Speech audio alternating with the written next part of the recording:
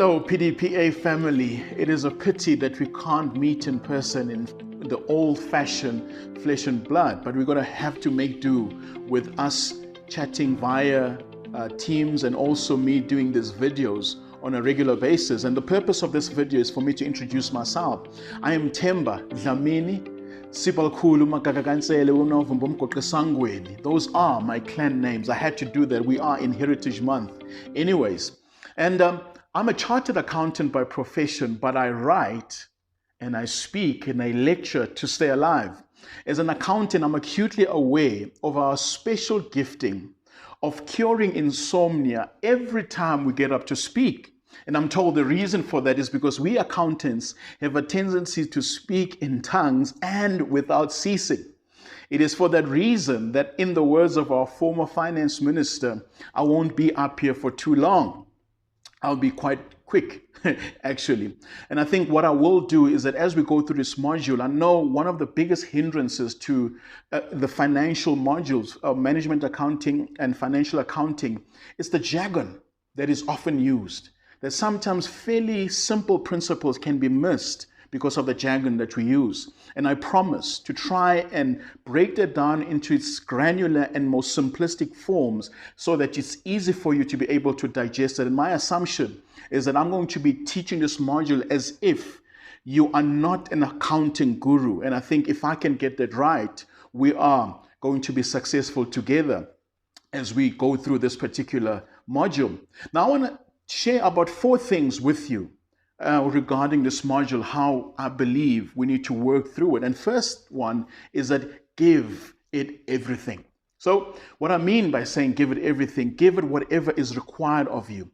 In actual fact, if you know anything about a thistle thorn, you know, if you touch the thistle thorn plant a little bit, it pricks you and you bleed. But if you grab it with full valor, the spines crumble and nothing happens to your hand. And or I can also use this illustration if you're a sporting type that loves rugby, for instance. You understand this thing, that if you are playing rugby and you go and tackle your opponent and you go in there half-hearted in the tackle, you might be pummeled to the ground as they bounce you and you come off second best. But if you go there with everything, you will certainly pummel the opposition down. And I want you to picture that as MFAF. That's how you ought to tackle it as you go forward. And also, the whole point here is not so that you can not get anything wrong. So we're going to try and learn through exercises. And I think the best form of learning takes place in exercises. Because, you know, do not do an exercise aiming to get 100% correct, because there's no learning. I'd rather you get 2%. And at least with that particular 2%, you know there's a 98% value in that particular question paper that you were doing. And as Theodore Roosevelt once said, it is not the critic that counts, or not the man that points out how the strong man has stumbled, or how the doer of deeds could have done them better. The credit belongs to the man that is in the arena, whose face is muddied with blood, sweat, and dust, who, while they fail and come short time and time again, at least knows great devotions and great enthusiasm, who have at least have tasted sweet, triumphant victory, who at worst, even when they fail, at least fail while daring greatly, knowing that their place will never be found amongst those cold and timid souls who neither know victory nor defeat. And the next point is be open. Generally, we have a tendency to neglect areas that we are weak in.